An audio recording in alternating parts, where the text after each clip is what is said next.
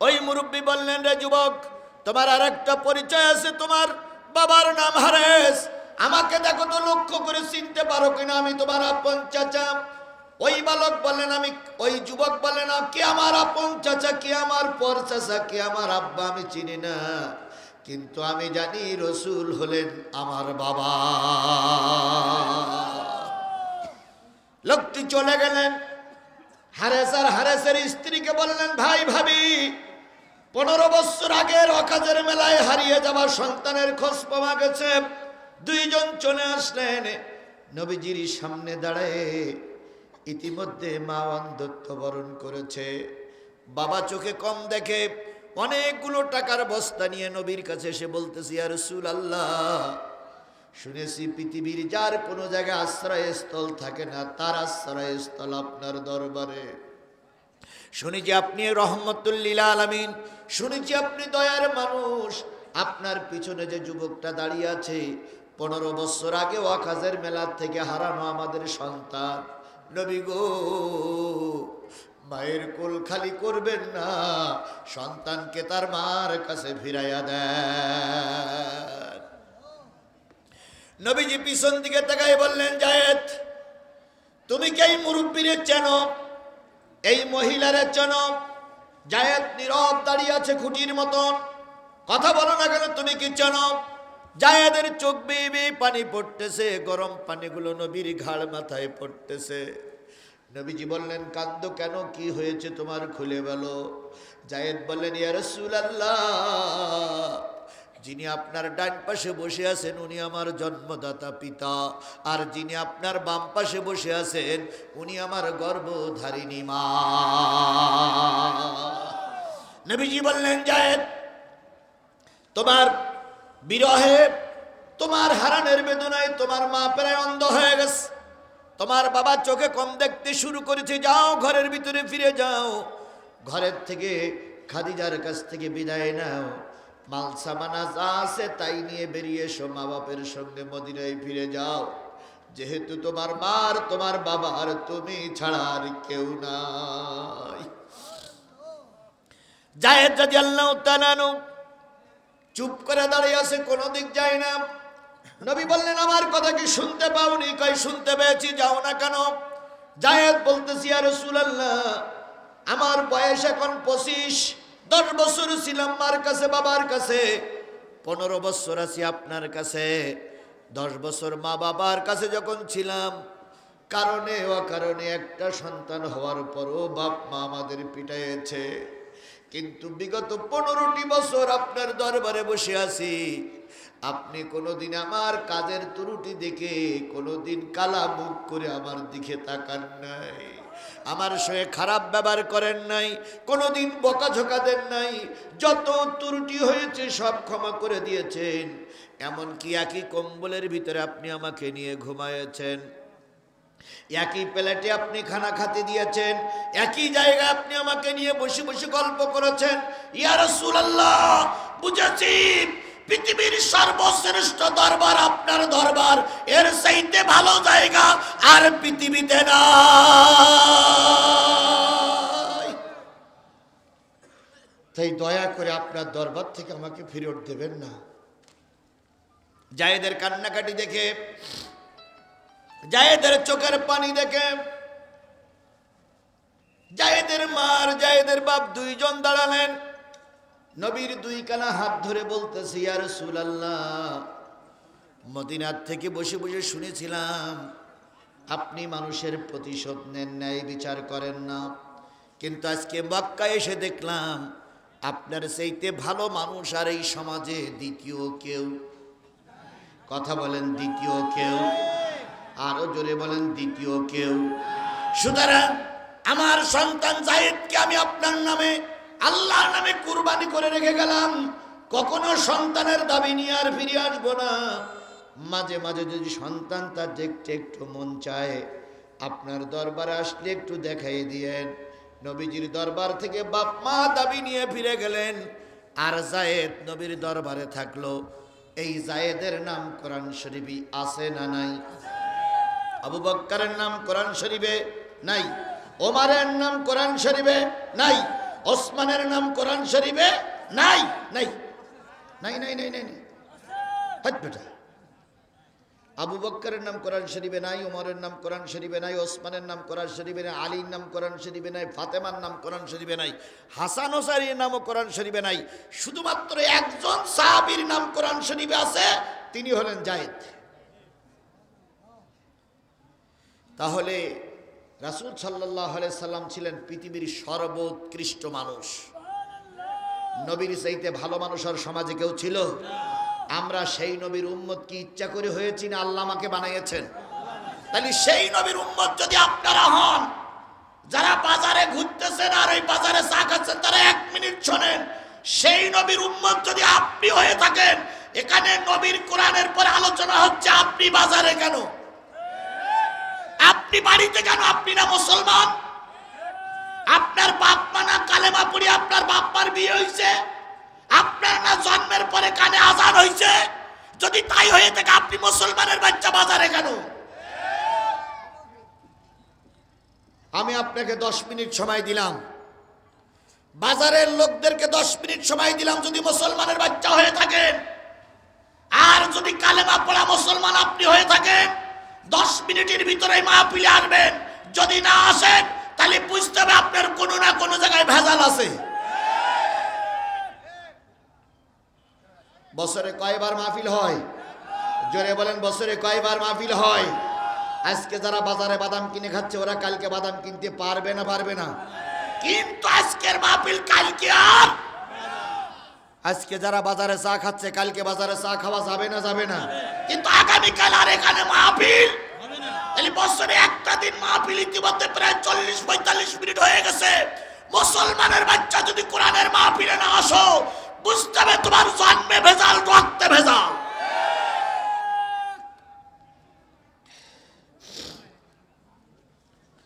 এবার আল্লাহ আপনাকে আমাকে কবুল করেছেন রসুলের তরিকায়, এই জন্য রসুলের নামে দুরূদ আর সালাম।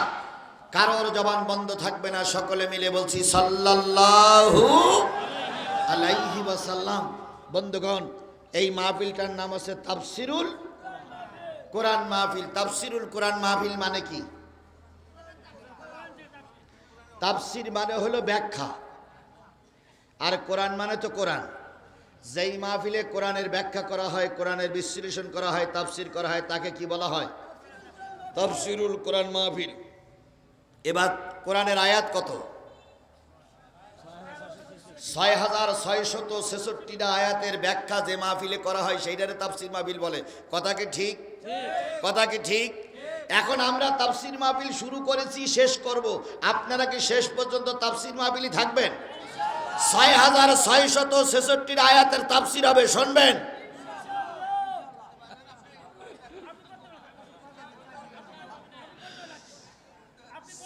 ছয় 6666 আয়াতের তাফসির করা বক্তার পক্ষেও সম্ভব না, আপনার পক্ষেও শোনা সম্ভব। আজকে আর 1 মাস পরে রোজা। আপনাদের এদিকে খতম তারাবি হয় কিনা? হয়, 2-1 মসজিদে হয়। আচ্ছা বলুন তো, খতম তারাবি 30 দিনে 30 পারা খতম হয় নাকি? 30 পারা খতম হয়। আচ্ছা বলুন তো, প্রথম দিন মসজিদের লোক সংখ্যা কত থাকে? মোটের জায়গা পাওয়া যায় না। দ্বিতীয় দিন কোন রকম ভিতরটা ভরে। তৃতীয় দিন 3 কাতার। চতুর্থ দিন 2 কাতার। তারপরে মুয়াজ্জিন, ইমাম সাহেব মুয়াজ্জিনের কয়, কি হইল?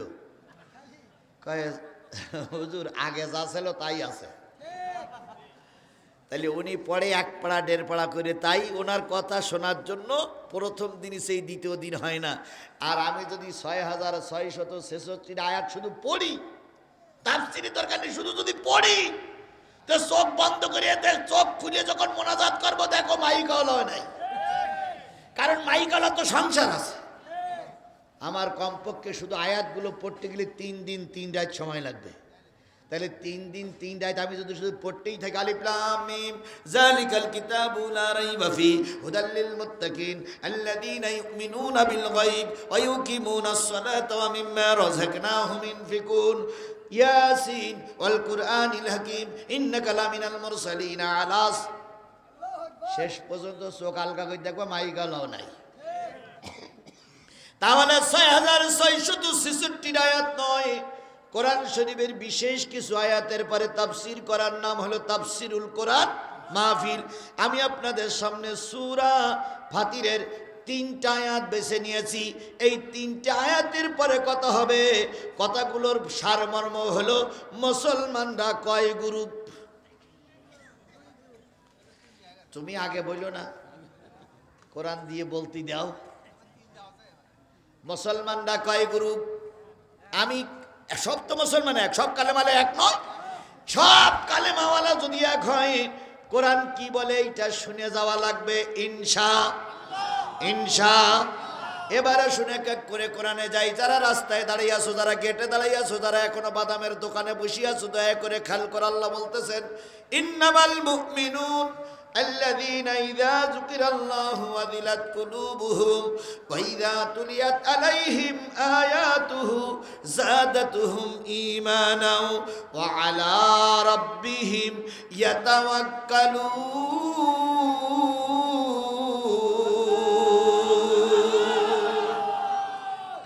আবারও বলি বাজারের লোকগুলো শোনো, আল্লাহ বলতেছেন ইন্নামাল মুমিনুন, নিশ্চয়ই তারা মুমিন, আল্লাযীনা ইযা যুকিরাল্লাহু ওয়াজিলাত কুলুবুহুম, যখন তাদের সামনে জিকির করা হয় তখন তাদের দিলগুলো নরম হয়ে যায়। তাহলে জিকির করলে যাদের দিল নরম হয় তারা কি? এক কথা বলেন, তারা কি? এখন জিকির মানে কি? স্মরণ করা। কার স্মরণ? কোন জায়গায়? জোরে বলেন, কোন জায়গায়? আরে ভাই, মসজিদে যে আল্লাহর জিকির চলবে, মাদ্রাসায় সেই আল্লাহর জিকির চলবে, মাদ্রাসায় যে আল্লাহর জিকির চলবে, ইউনিয়ন পরিষদে সেই আল্লাহর জিকির চলবে, ইউনিয়ন পরিষদে যে আল্লাহর জিকির চলবে, জাতীয় সংসদে মমতাজের গান চলবে, জিকির চলবে।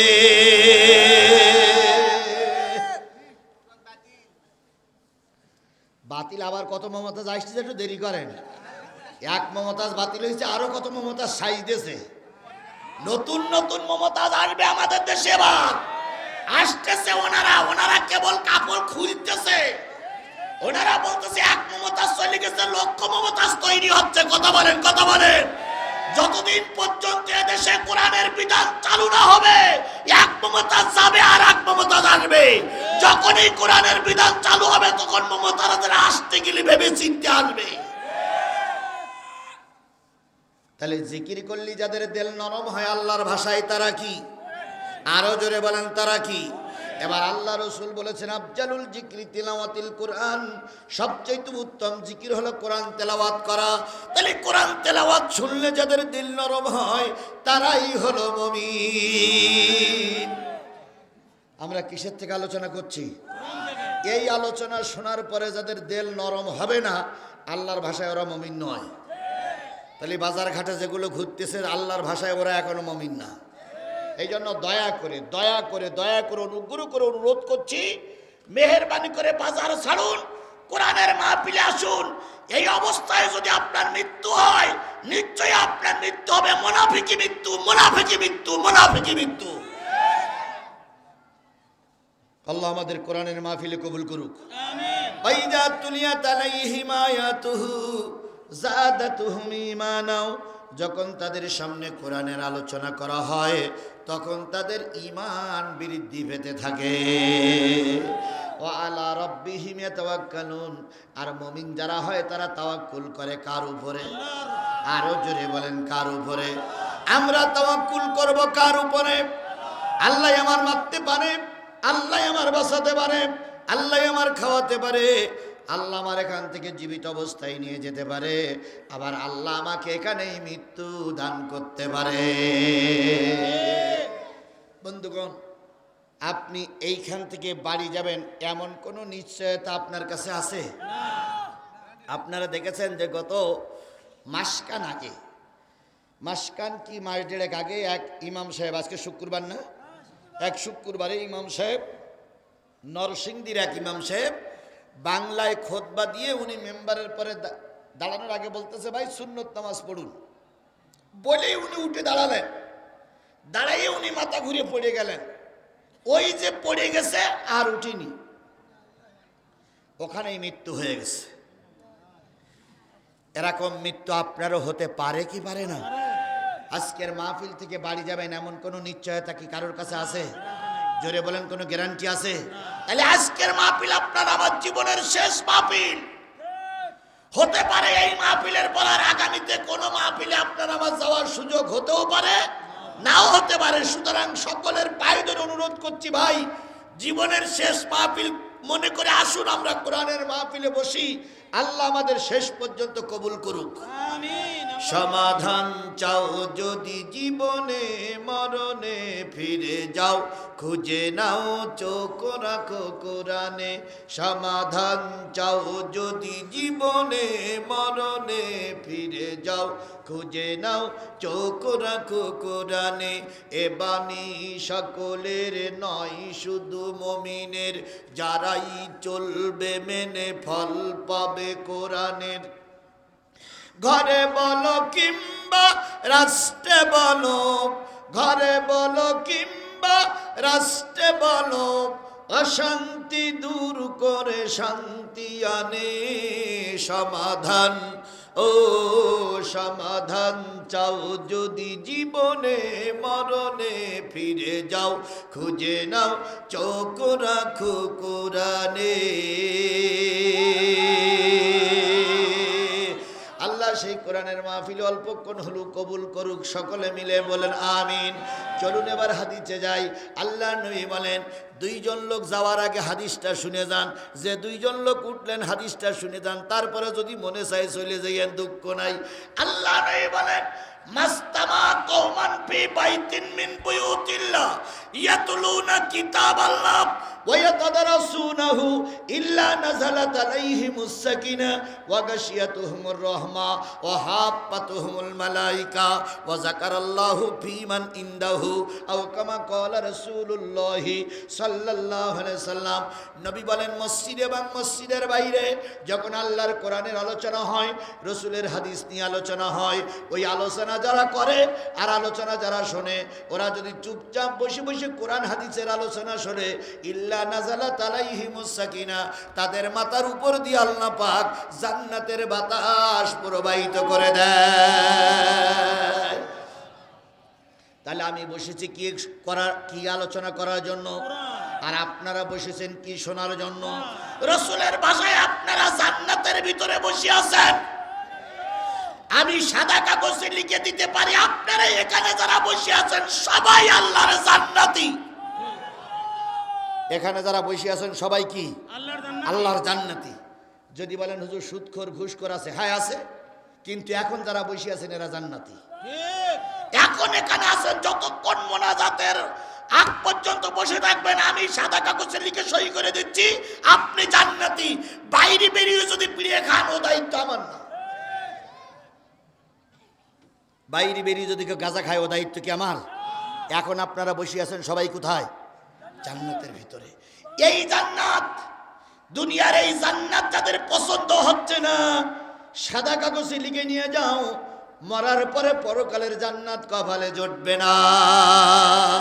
তাই নবী বলেন, যেখানে কোরআনের আলোচনা হয়, হাদিসের আলোচনা হয়, ওইখানে শ্রোতা নারী আর পুরুষ যদি চুপচাপ বসে বসে কোরআন হাদিসের আলোচনাগুলো শোনে, তাদের মাথার উপর দিয়ে আল্লাহ পাক জান্নাতের বাতাস প্রবাহিত করে দেয়। ওহা কি বলে, মাস্তামা কওমান ফি বাইতিন মিন বুয়ুতিল্লাহ ইয়াতলুনা কিতাবাল্লাহ ওয়া ইয়াতাদারাসুনাহু ইল্লা নাযালাত আলাইহিমুস সাকিনাহ ওয়া গাশিয়াতুহুমুর রাহমা। তাদের মাথার পর সামিয়ানা থাক আর নাই থাক, আল্লাহ পাক রহমতের সামিয়ানা দিয়ে তাদের ঢেকে রেখেছে। তাহলে আমাদের মাথার উপরে কিসের সামিয়ানা? কার রহমত? আরো জোরে বলেন। বাজারের লোকগুলো পায়ে ধরে বলতেছি, আর একবার শোনো, ওয়াহাফাতুহুমুল মালায়েকা, ফেরেশতারা চারিপাশে গোল হয়ে দাঁড়িয়ে গেছে। ওই ফেরেশতারা দোয়া করতেছে, আল্লাহ জাইতুলের মক্তবের উদ্যোগে আজকের কোরআনের মাহফিল চলছে। তোমার বান্দা সূরা ফাতিরের 3টা আয়াত পড়েছে, আয়াতের পরে ভিত্তি করে কথা বলতেছে। নারী আর পুরুষেরা চুপচাপ বসে শুনতেছে। ও আল্লাহ, আমরা ফেরেশতা দোয়া করতেছি, এরা যখন শেষ মোনাজাত করে চলে যাবে, তোমার আদরের বান্দার জীবনের গুনাহগুলো মাফ করিয়া দাও। তাহলে যতক্ষণ এখানে বসে থাকবো ততক্ষণ দোয়া করবে কারা? ফেরেশতারা। দোয়া করবে কারা? আরো জোরে বলেন, দোয়া করতেছে কারা? এই ফেরেশতার দোয়া থেকে যারা বঞ্চিত হয়ে চলে যাচ্ছেন অথবা বঞ্চিত হয়ে বাজারে ঘুরে বেড়াচ্ছেন, নিশ্চয়ই আল্লাহর দুনিয়ায় আপনি আল্লাহর একটা নাফরমান বান্দা।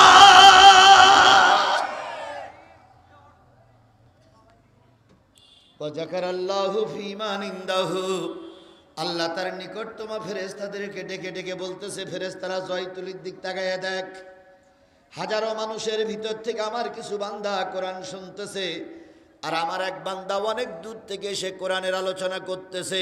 তোরা সাক্ষী থাক, রহমতের ফেরেশতারা সাক্ষী থাক, আরশ বহনকারী ফেরেশতারা সাক্ষী থাকো।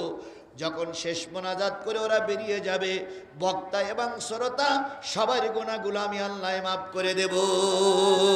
তাহলে আল্লাহর কথা সত্য না মিথ্যা? এই কথা বলেন, আল্লাহর কথা সত্য না মিথ্যা?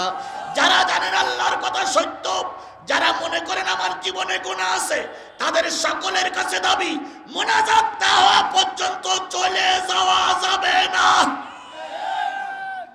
কিসের আশায়? নেকির আশায়, সওয়াবের আশায়। কথা বলেন ঠিক না বেঠিক? বুঝাইলে যারা বোঝে আবু বক্করের সঙ্গে জান্নাতি হবে, আর বুঝাইলে যারা বোঝে না, এখনো রাস্তায় যারা ঘুরে বেড়াচ্ছে, দোকানে যারা আছে, বুঝতে হবে ওগুলো আবু জেহেলের রক্ত ওদের ভিতরে। যতই বুঝাই না কেন বুঝারবে না। নবী বুঝাইছিল, আবু জেহেল বুঝিনি। আমি আজিজুল বুঝাচ্ছি, আবু জেহেল মার কারা এখনো বাদাম খেয়ে বেড়াচ্ছে, ওরা মাহফিলে আসবে না। ওদের রক্তের ভিতরে আবু জেহেলের রক্ত।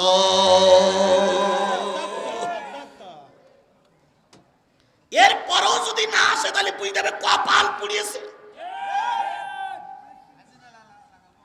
আল্লাহ আমাদের সবাইকে কবুল করুক। তাহলে আমরা কোরআন থেকে আলোচনা করব, শেষ পর্যন্ত থাকতে রাজি আছেন তো? কারা কারা রাজি আছেন? দুই হাত উঁচু করে আল্লাহরে দেখান। জোরে একটা তাকবীর হবে, নারায়ে তাকবীর, লিল্লাহি তাকবীর। আল কোরআনের আলম, তোমার নেতা আমার নেতা, দুনিয়ার মুসলিম, লিল্লাহি তাকবীর। আল্লাহ এই হাতগুলোরে কোরআনের জন্য কবুল করুক, আমিন। আল্লাহুম্মা আমিন। আর একটু জোরে বলেন আমিন। কিছু কিছু লোক চিন্তা করতেছে যে হুজুর যেভাবে শপথ বাক্য পাঠ করে, যেভাবে কায়দা কানুন করে নিল, আজকে মনে হয় ফজরের আজান না দিলেই ছাড়বে না। এরকম একটা ভাব আপনাদের ভিতর তৈরি হয়েছে না ভাই? না ভাই, আজকে কয় তারিখ বলেন তো? আর 1 ঘন্টা পরে 1 ফেব্রুয়ারি শুরু। আপনারা বাড়িতে বলে হয়েছেন আজকে রস শুনতে যাচ্ছে, কালকে রস শুনতে যাচ্ছেন, এ কথা বলেননি। মাহফিল কর্তৃপক্ষ মাইকিং করেছে, ভাই 31শে জানুয়ারি জাইতুলের মাদ্রাসায় বিরাট মাহফিল। 1 তারিখের প্রচার বলা হয়নি, তাহলে 31 তারিখ পর্যন্ত মাহফিল হবে।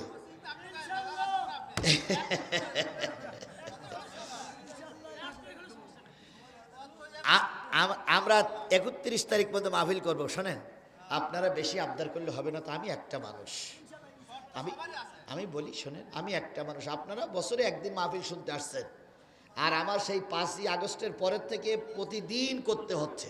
তাহলে প্রতিদিন যদি করতে হয়, আর আপনার যদি এখানে 3 ঘন্টা আলোচনা করি, কালকে যদি মারা যায়, তাহলে লাভ হইল না লস হইল?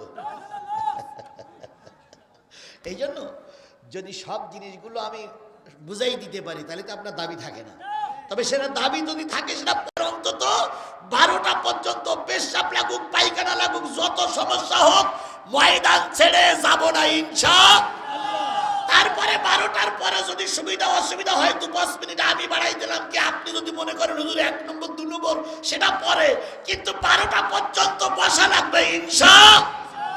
আল্লাহ আমাদের সবাইকে কবুল করুক। আসুন আর ওদিকে না যেয়ে এবার শুরু করি। আচ্ছা আচ্ছা আচ্ছা, হোক তো, যে পর্যন্ত আসছে সেই পর্যন্ত হোক তো দেখি। বন্ধুগণ,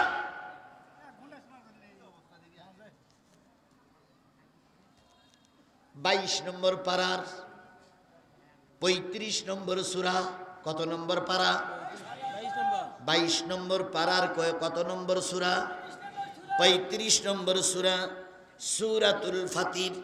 45টা আয়াত, 45টা আয়াতের ভিতর থেকে আমি আপনাদের সামনে তেলাওয়াত করেছি 31, 32, 33। কয়টা? আরো জোরে বলেন কয়টা? আল্লাহ বলতেছেন ওয়াল্লাযী আওহাইনা ইলাইকা মিনাল কিতাব হুয়াল হক মুসাদ্দিকাল লিমা বাইনা ইয়াদাইহি ইন্নাল্লাহা বিইবাদিহি লাখবীরুম বাসীর।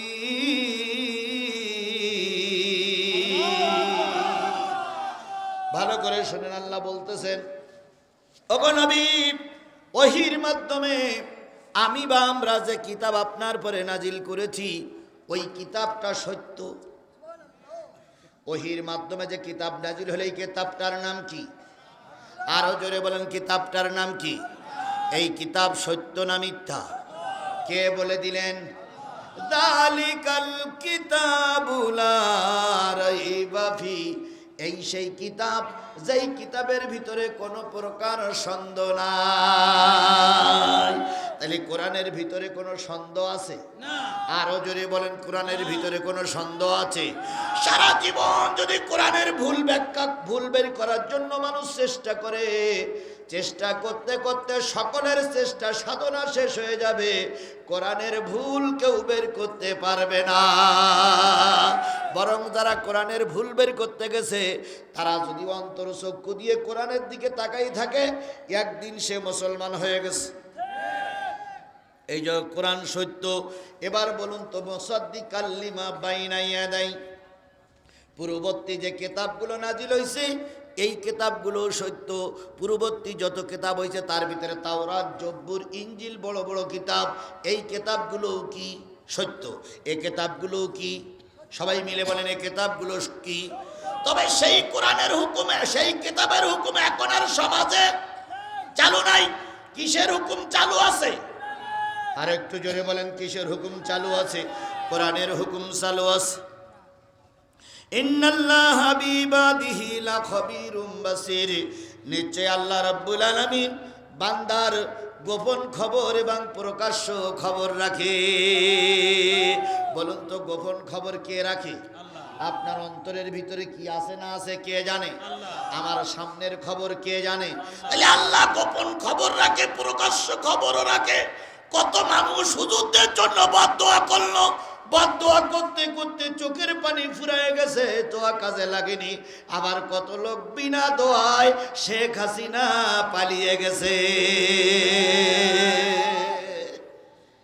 আগে যখন আমরা মাহফিল করতে আসতাম এখান থেকে 1 বছর আগে, 2 বছর আগে, তখন অনেক নেতারাই বাধা দিত। এই সে কথা কি আপনারা ভুলে গেছেন নাকি? অনেক সময় লাইট নিবাই পালাই যেতে হয়েছে। তখন ওরা দোয়া করতে, আল্লাহ এত হুজুর মরে তা জিহাদি মরে না কেন? বলুন তো ওদের দোয়া কি খুব বেশি কাজে লেগেছে? আবার জামাত আর বিএনপি শেখ হাসিনার তাড়ানোর জন্য কত চেষ্টা করলো, মিছিল করলো, মিটিং করলো, জনসভা করলো, তারপরে ময়দানে নামলো, লাশ হয়ে ফেললো। শেষ পর্যন্ত শেখ হাসিনারে তাড়ানো গেল না। তখন বাধ্য হয়ে বিএনপি জামাতের লোক হুজুরদের এসে বলতো, হুজুর দোয়া করেন পেতনির বাচ্চা যেন মরিয়ে যায়। এই কি কথা বলেন? ঠিক বলতেছি না বেটেজ বলতেছি? কারণ আমরা একরকম আশা ছেড়েই দিলাম যে এই ফেরাউনের বাচ্চা এ না মরা পর্যন্ত আর এ দেশের কিছু করা যাবে না। সর্বশেষ আমরা যখন হাল ছেড়ে দিলাম, হুজুররা যখন হাল ছেড়ে দিল, বিএনপি যখন হাল ছেড়ে দিল, আল্লাহ বলল বান্দা তোর চেষ্টা শেষ, আমার রহমত শুরু। কোথাতে আসলো? স্কুল কলেজ পড়ুয়া কিছু ছাত্র ছাত্রী, কিছু মক্তব মাদ্রাসার ছাত্র ছাত্রী রাস্তায় নামলো। এরা স্লোগান দিল, বাতিলের বাচ্চা টোপলা টুপলি বেঁধে নিয়ে পালিয়ে চলে গেল। কথা বলে ঠিক না ঠিক? মনে করেছিল কিয়ামত পর্যন্ত থাকবো। আল্লাহ বললেন আজকের দুপুর বেলার বিরিয়ানি ভাত তোমার কপালে না।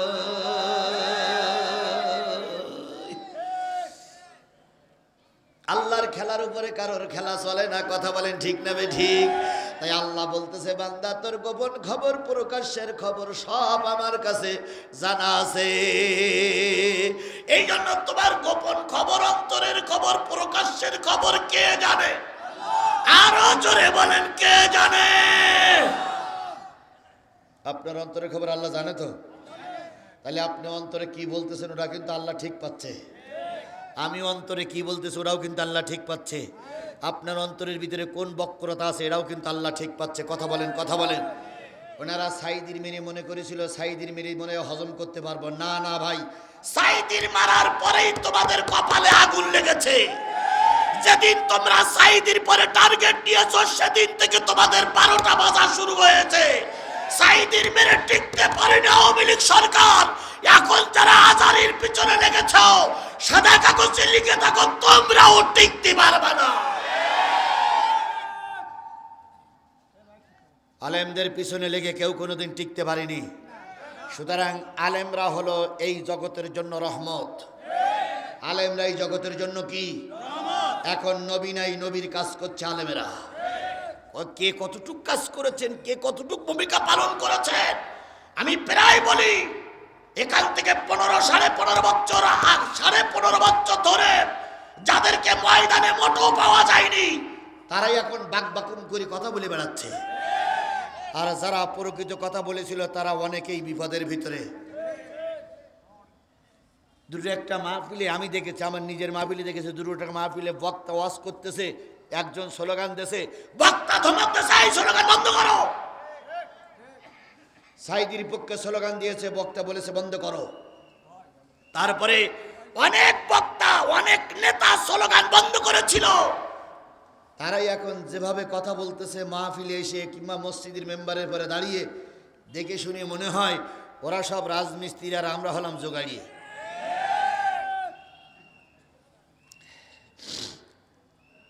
সুতরাং অন্তরের খবর কার কাছে আছে? প্রকাশ্যের খবর কার কাছে আছে? যে যা করতেছো কেউ না দেখলি কে দেখে? আল্লাহর চোখ থেকে কেউ এড়াইয়ে যেতে পারবে না। আল্লাহ রাব্বুল আলামিন বললেন, তাই বান্দা শোনো, তোমার প্রকাশ্য খবর গোপন খবর আমি রাখি। সুম্মা উরাসনাল কিতাবাল্লাযীনা ইসতাফাইনা মিন ইবাদিনা ফামিনহুম যালিমুন লিনাফসিহি অমিনহুম মুক্তাসিদ অমিনহুম সাবিকুম বিল খায়রাতি বিইজনিল্লাহ। আল্লাহ রাব্বুল আলামিন বলেন, অতঃপর এই কিতাবের উত্তরাধিকারী যারা, তার মানে গোটা পৃথিবীতে যারা মুসলমান, এই মুসলমানগুলো আপনারা বলেছেন এক ভাগ, আল্লাহ বলতেছে এই কালেমাওয়ালা মুসলমানগুলো গোটা পৃথিবীতে এখন 3 ভাগে বিভক্ত। কে বলতেছে? আল্লাহ বলতেছে গোটা দেশে, গোটা পৃথিবীতে কালেমাওয়ালা লোকগুলো কয় ভাগে বিভক্ত? এবার আসুন, গোটা পৃথিবীতে এখন লোক কত? মানুষ কত? গোটা পৃথিবীতে মানুষ কত? 800 কোটি। কয় কোটি? 800 কোটি। 800 কোটির ভিতর থেকে মুসলমান কয় কোটি? এই হ্যাঁ 200 কোটি। 200, আচ্ছা হোক, আপনার হয়তো ঠিক থাকতে পারে, কম বেশি হতে পারে। 200 কোটির উপরে মুসলমান। এই সব পৃথিবীতে যত মুসলমান আছে 200 কোটি হলো কালেমাওয়ালা। 800 কোটির 600 কোটি বেধর্মী, আর 200 কোটি হলো কিওয়ালা? জোরে বলেন কিওয়ালা? কালেমাওয়ালা আর মুসলমান এক জিনিস না। কালেমাওয়ালা আর মুসলমান এক জিনিস নয়। শেখ হাসিনা এবং তার দল কলেমাওয়ালা, কিন্তু মুসলমান না। কথা বোঝেন নাই? কথা বোঝেন নাই? কথা বোঝেন নাই? শেখ হাসিনা এবং তার দলের লোক কালেমাওয়ালা, কিন্তু শেখ হাসিনা এবং তার দলের লোক মুসলমান ছিল না, ছিল না, ছিল না। কালেমাওয়ালা আর মুসলমান কি এক জিনিস? শুক্রবারের নামাজ পড়ে উনিও কালেমাওয়ালা। বাবা চামড়া কেটে বাদ দিয়েছে, চামড়া কেটে ছোটবেলায় বাদ দিয়েছে না? সব জিনিস ক্লিয়ার বললে আপনি কি বুঝলেন এতক্ষণ ধরে? বাবা চামড়া কেটে বাদ দিয়েছে, উনিও কালেমাওয়ালা। জীবনে একদিনও নামাজ পড়েনি, নামের প্রথমে মোহাম্মদ শেখে ইসলাম, উনিও কি ওয়ালা? কালেমাওয়ালা, কিন্তু উনি মুসলমান নয়। এবার বলুন তো, আমার বাংলাদেশে মুসলমান বেশি না কালেমাওয়ালা বেশি? কালেমাওয়ালা বেশি, মুসলমান কম। আমি ওই দিকেই যাচ্ছি আস্তে করে। কি ব্যাপার, দুই একজন ওঠে কেন? কিছু লোক আসতেছে আর কিছু লোক উঠতেছে, দুই একজন ওঠে কেন? কি ঘটনাটা কি? ডায়াবেটিস হলে 80 বছরের বুড়োর হবে, কিন্তু যুবকের ডায়াবেটিস হইল কি করি? ওরে এখন যদি ডায়াবেটিস হয় তাহলে বুড়ো বয়সে কি করবে ও?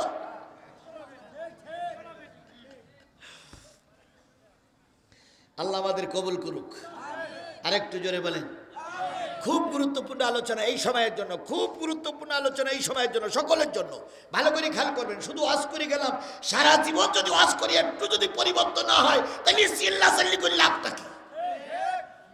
আমরা সেলাই কাপড় ভিজাই ফেলাচ্ছি, আমরা সেলাই গায়ের ঘাম পানি করতেছি, আর আপনারা যদি শোনা বললো শুনেই যান তাহলে লাভ হইল কি? দয়া করে একটু হৃদয়ের কান দিয়ে শুনুন। তাহলে গোটা পৃথিবীতে মুসলমানরা হলো কয় ভাগ?